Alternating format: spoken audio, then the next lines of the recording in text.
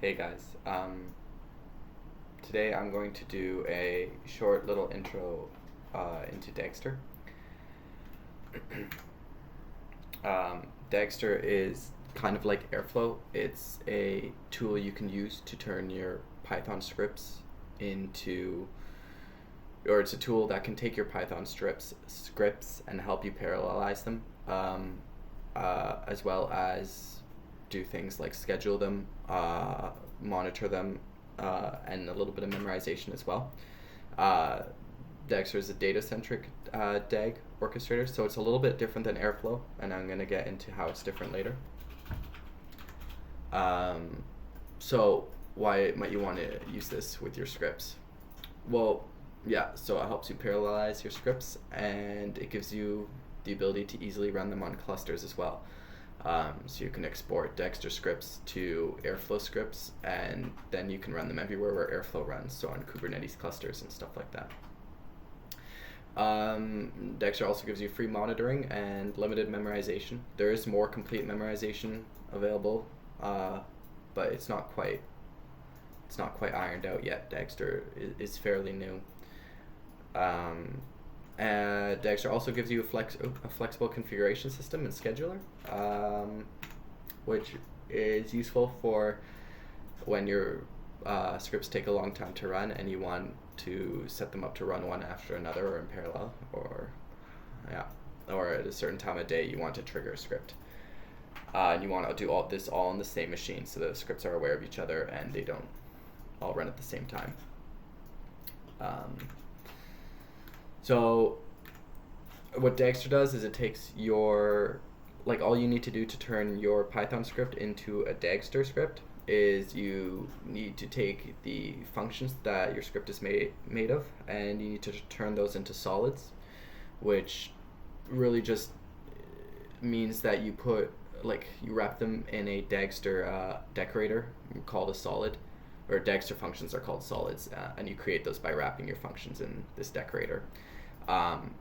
And they, in this decorator, you can define the inputs and outputs, including types for your functions. And then you combine these solids to create pipelines, which are the DAGs in Dagster. And then you get the nice configurations YAML framework that you can use to configure both your pipeline to your runtime environment, like which executor you're going to use if you want it to run in parallel or not, as well as the actual solids themselves, so your experiments. So that could be which data set you're going to operate on, or how you want to handle that data set, if you want to normalize or not, all this kind of stuff. This is going to be a little bit data analysis centric, but this Dexter is useful for any Python script that takes a while to run. And Dexter comes with Dagit, which is a web interface that you can use to monitor everything. You can use it to write your configuration YAML files, and it has a nice little checker and helpful hints for writing the YAML files, and it'll let you know live if there's any errors in it and what it's expecting that you're not giving and all that kind of stuff. All right, let's have a little demo. I'm using Nix, so I need to load my environment, which takes a second sometimes. And I set up a little script that I'm going to turn into a Dagster script. It's just a really simple pretend to be expensive, and by expensive I mean take a lot of time script. So this script is called demo, and it's just got two functions, so expensive setup and expensive analysis. Expensive setup takes 10 seconds and just returns some complicated data that it's set up, and then the expensive analysis function takes another 10 seconds to do something with the complicated data, and then in the main function you just pass one to the other and run them both. So all we need to do to turn this into a Dagster script is we need to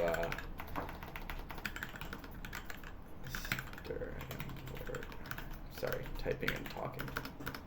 Solid pipeline. Okay, you need to turn your functions into solids, and you can just do that by providing the solid decorator, and then you need to turn your main function into a pipeline. So let's call this expensive pipeline. Okay.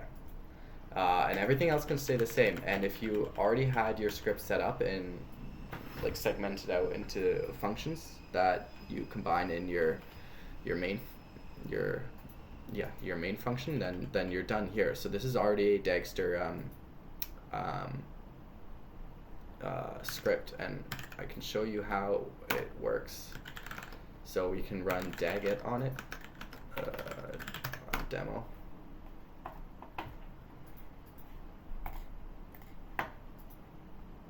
And you can see dagit serves the page of the port 3000. And here's our function. So we have, oops.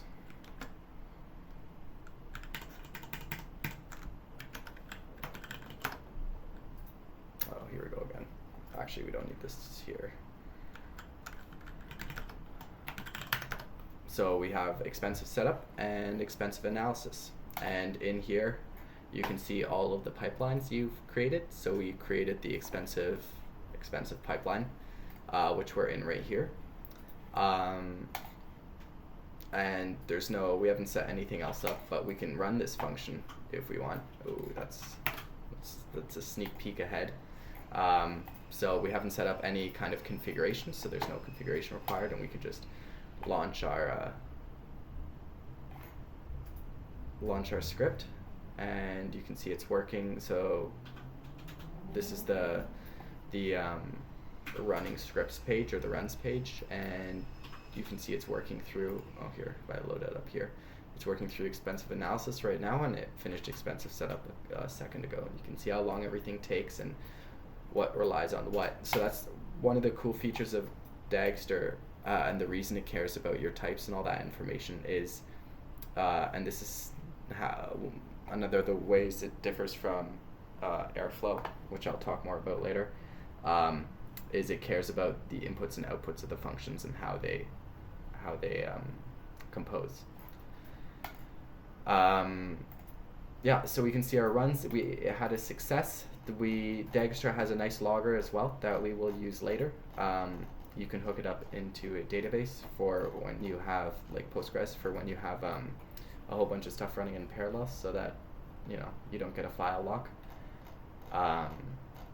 Yeah, so I'm going to start expanding this script to show you some of the features of Dagster. So the first thing we're going to do is we're going to turn on logging. So each solid decorator provides your functions with a context argument, and these arguments are used to access all of the Dagster features from within a solid, from within one of your functions. So for example, log dot, what's this function? Info. So this is the log function in the context info object. There we go. So that's how you log information in Dagster. And then you can also use Dagster for some cool, like, to simplify your like how your DAG is organized. So you can do something called dynamic output, or you can use dynamic output from Dagster experimental import. Dynamic output. I have to define that. Dynamic.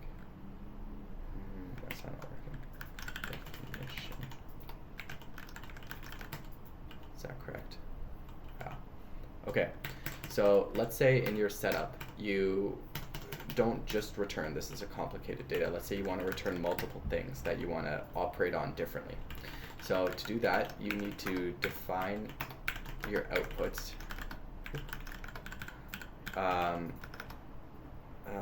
Output defs. So for the output we already have, we're just gonna have a standard output definition, which we need to include here.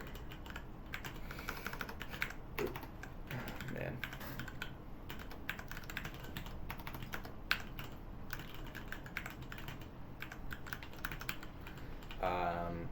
And we are also going to need, why are you complaining? Okay, yeah. We're also going to need our dynamic output definition. Okay, and we need a name. So let's call this common data, and then let's call this one just data. So what you can do is, if it expensive setup, if this were to return, for example, I different or 10 different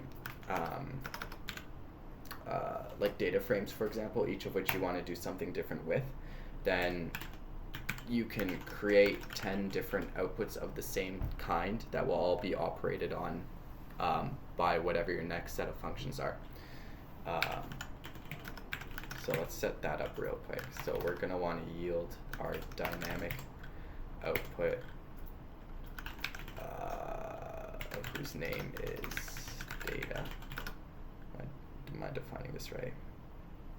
This is the output name.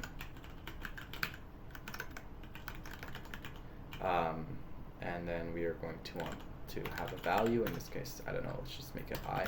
And then we're also going to need a mapping key. And the mapping key is used to identify which of the data outputs this is. Did I spell yield wrong? Of course I did. Okay, and then we also need to, since we have multiple outputs now, we need to define what the original one is. So this one will just be a standard output whose name is its output name again. Output name common data, and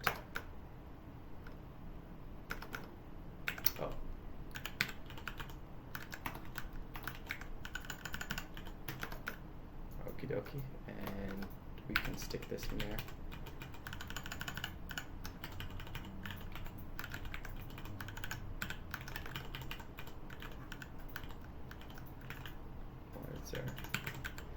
Okay. So what we've done here is we have two sets of output. The first output, which we can actually put above, is just the original, like it's just one standard output that we had before, and it's just, this is a complicated data, it's just that string. And we define that as the common data output. Common data is the name I gave to that, that output value. And then we have a second output, which is the dynamic output definition, which we call data.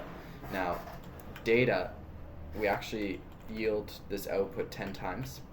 So there's 10 different values on it. So we need to handle this correctly in our pipeline. So we'll have our common data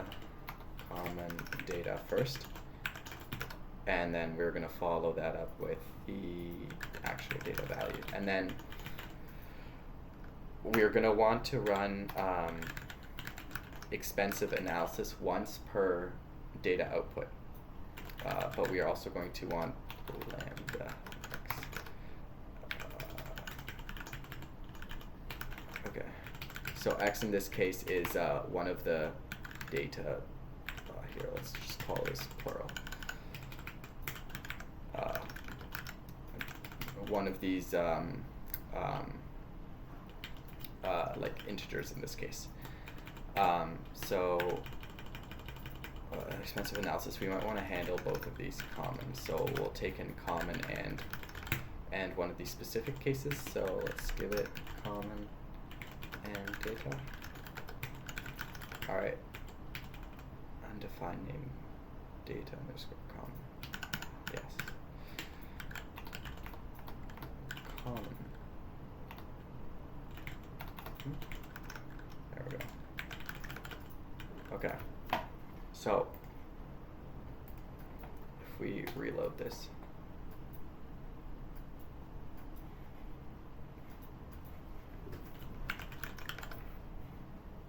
why did that not update?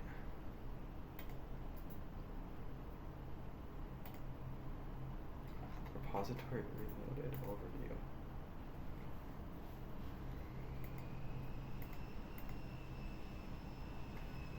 Ah, here we go. Okay. I don't know why that didn't work before. You can see that there's two values being passed from expensive setup to expensive analysis, and the kind of overlaid expensive analysis here indicates that there's one of these is a dynamic output that gets acted on multiple times. So if we run this script now, you will see that because we yield 10 outputs in the dynamic output, that expensive analysis will run 10 times. We should lower that down from 10 seconds. It's a bit long to wait.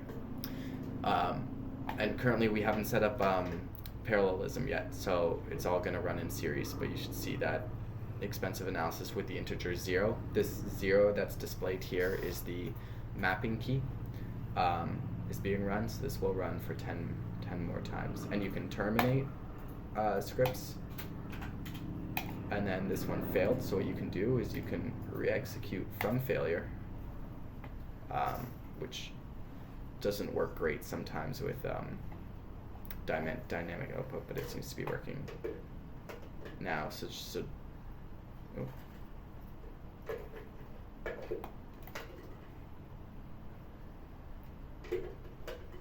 Yes, okay, so it wants a different IO manager for the memorization part. We will set that up as well. Okay, yeah, so let's do that. Let's also, so actually the first thing I'm going to do is I'm going to set up some configuration so that we can adjust how long these functions take to run. So let's make a time variable and give it an integer. So the way you take in configuration variables is you define a dictionary of them in your solids, or in your solid decorator, and then you can access them from the context. So for example, instead of sleeping 10, we're going to sleep context dot, I always forget what this is called, solid config, and we're going to want time, which is what we called it up here. And let's do this down here as well. So it's going to take in time variable as well, config time. Okay, now if we run this, you will see if we reload this that now we need a configuration in order to run this script. So this could be which data set you want to use, or which features you want to enable, or what kind of analysis you want to do. And the nice thing about Dagit is it has all these helpers for trying to construct these YAML files, so you can make it kind of fill in as best as it can what it thinks you need as a config. So in this case, let's make things take 5 seconds instead of 10. Okay. Now we're also going to want to parallelize this because, as you saw last time, doing all this in series is going to take some time. So in order to do that, we are going to need to configure our pipeline. So in the pipeline configuration, you can select what executor you're going to use. So the standard one just executes it one at a time in series, and then you can set a there's all sorts available. There's a Dask executor. There's just a standard multi-processing executor, which is the one I'm going to use. And for that, we're going to need the multi-processor executor.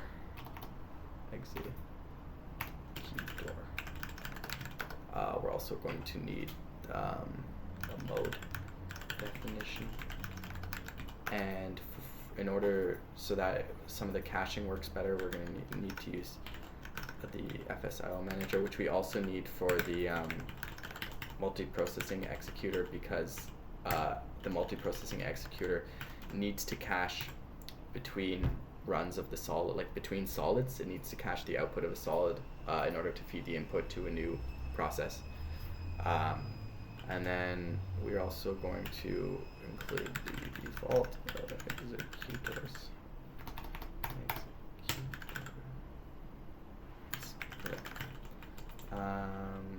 Okay, so now let's define these things.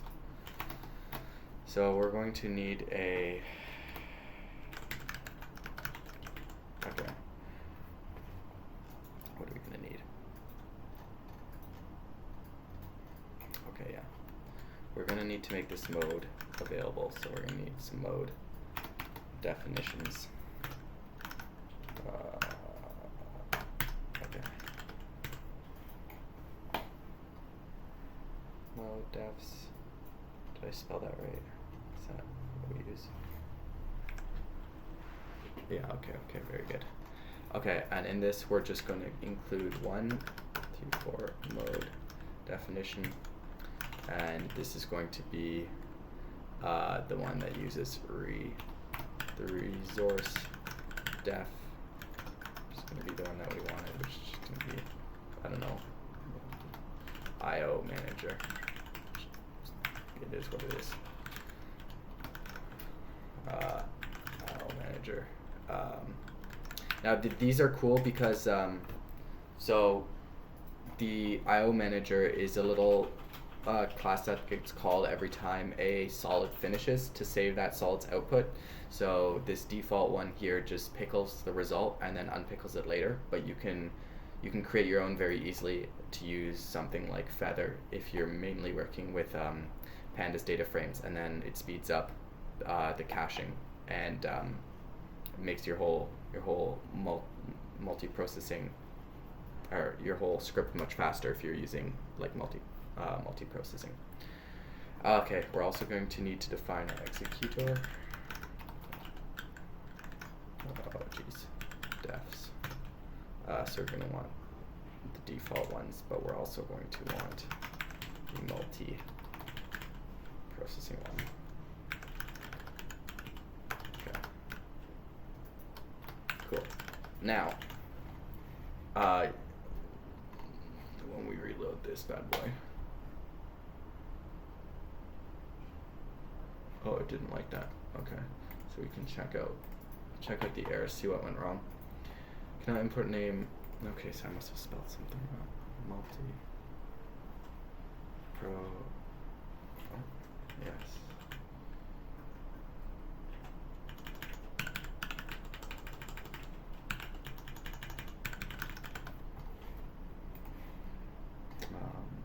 Let's try reloading that. Okay, we're back in action. Okay, now, so we have our solid set up, so we can also set up our pipeline, our like execution environment. And for that, we can look in the side here for what it suggests. So we are looking for execution, and we are going to want to configure the multi-process. And we're going to want the config and to, man, everything uses different amounts of spaces. And we were going to want max concurrency of 0, so we don't want a max concurrency. Now, you've attempted to use the multiple, but your pipeline could solve outputs that will not be stored somewhere. stored somewhere other persistent IO managers for these file manager. Okay. So we're gonna have to reload this again. FS underscore IO manager.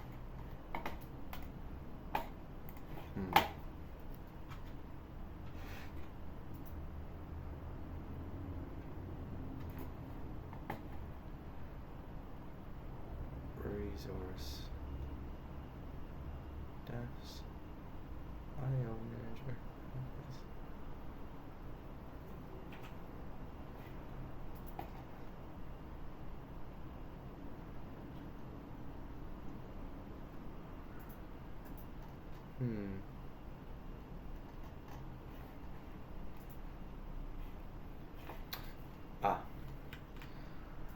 IO manager. So this has to be accidentally put a space instead of an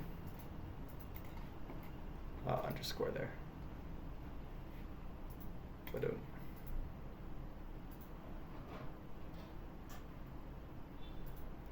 Okie dokie. Here we go. So expensive setup is just one function that gets run once, and then it's 10 outputs. The dynamic outputs we created called data get split into these 10 that all get run in parallel now because they're all independent of one another.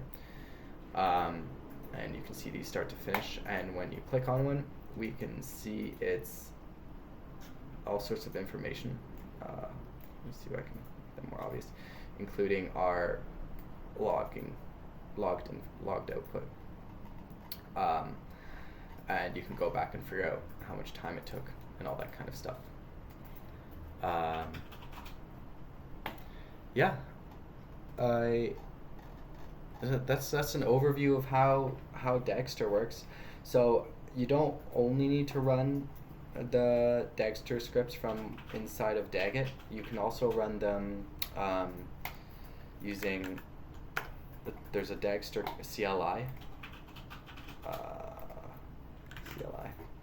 And then you can also run them directly from within Python as well. And then instead of you can load YAML files, or you can feed it Python dictionaries, if I'm not mistaken. So you can build this into your larger Python infrastructure. So that's a quick little demo on how this stuff works.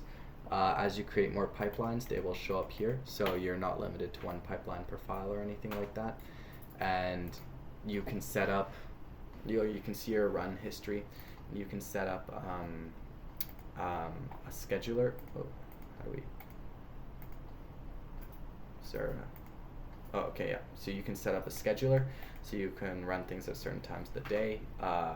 There's also a backfill, and you can include sensors, so that you react to certain events happening. It allows you to react to certain events happening. Okay. So, Dagster versus Airflow. So Dagster is a lot easier to set up. Airflow, I found, had a quite involved setup, but Dagster is much more immature. It also, I like the Dagster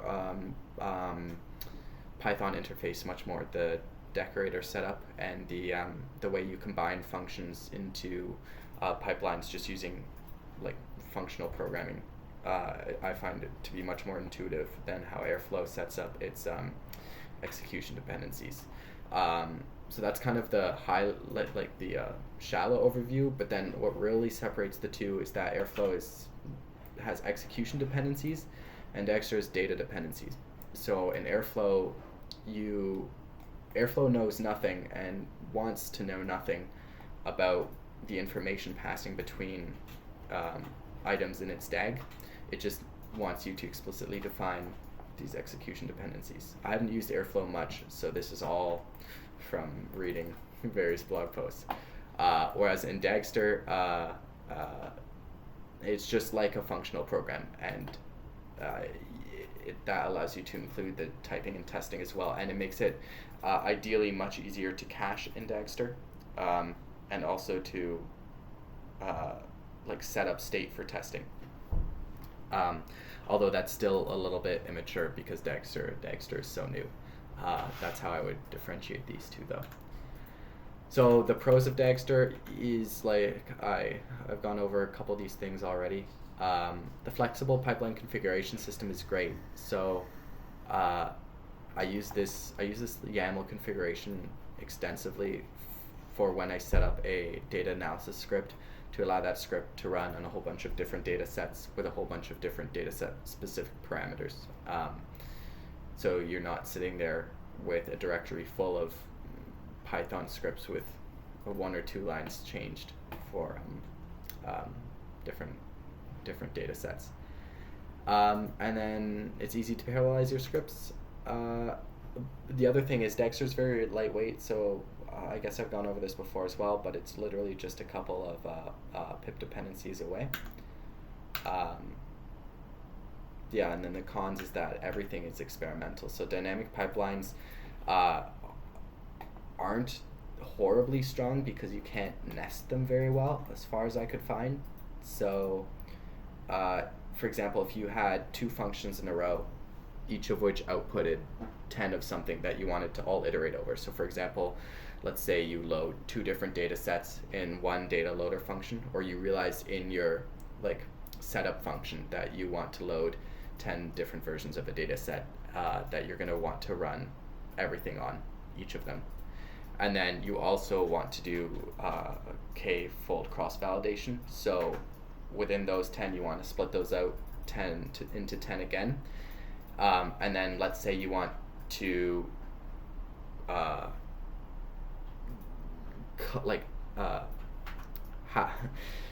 you have another function that wants to operate like between across that gap, then Dexter doesn't handle that very well yet. So you always have to like be working directly within your one dynamic output at a time.